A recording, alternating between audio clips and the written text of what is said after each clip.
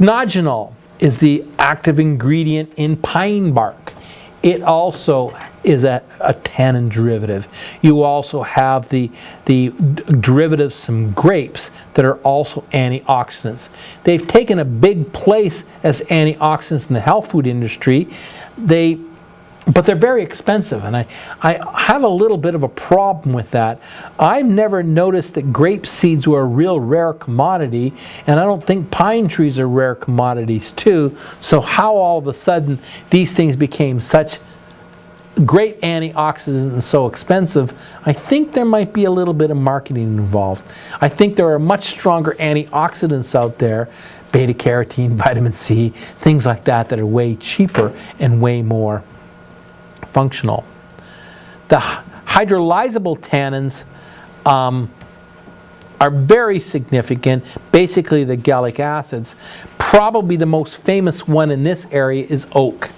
But oak has the highest amount of this group of hydrolyzable tannins in it, and we find them mostly in the oak galls. You can get them from the oak bark, on the trees, but you get these little galls forming around the leaves by the insect larvae, and they can produce up to 20% tannins, and even in the galls up to 75% tannins, which are very astringent. So they've often been used as a vaginal douche when there's all kinds of discharge there, or there's inflammation in the vaginal area, or tighten up things like hemorrhoids, diarrhea, gums, any of these things when you got lax tissue and you want to tighten them up. It's not as big a problem in our world these days as it used to be in the past, because you can imagine living in medieval England and there's no way you're going to see a fruit all winter long. Even the richest of the rich people wouldn't be able to eat grapefruit in the middle of the winter. Avocados, they hadn't even heard of those things, or whatever. So they didn't get a variety. We have a larger variety, so our teeth don't fall out as easily, and our gums don't get as punky and as a problem. But still, these might be necessary in the future, and certainly people get hemorrhoids, and certainly people get diarrhea as astringents.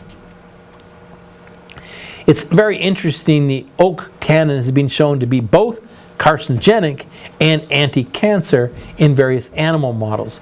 So if you give too much tannin, you tighten up the tissue too much, it doesn't breathe.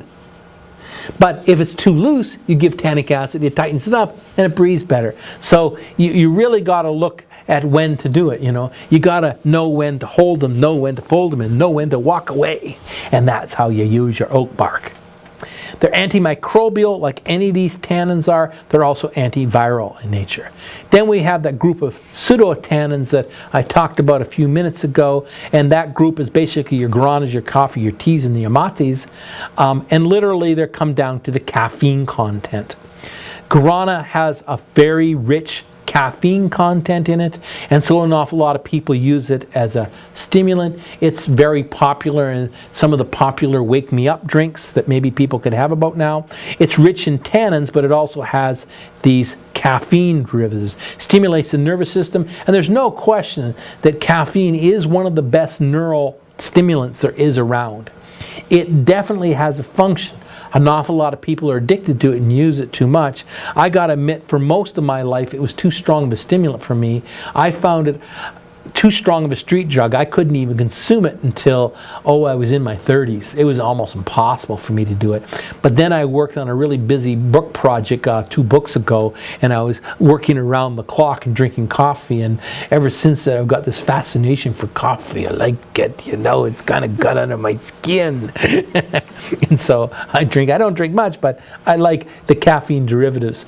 For a while I tried to go over to guarana, I liked it, but I didn't. I always went back to the coffee. The tea also has these tannins in it, as I've already pointed out. It can be more tannic than the coffee, and it also has the caffeine that pulls that out. For a while I go into mate. Yes, true, mate doesn't have caffeine, it has matine in. But for all intents and purposes, ethenobromide, so it's a caffeine, let's be realistic. It does the same thing in the body, has the same function.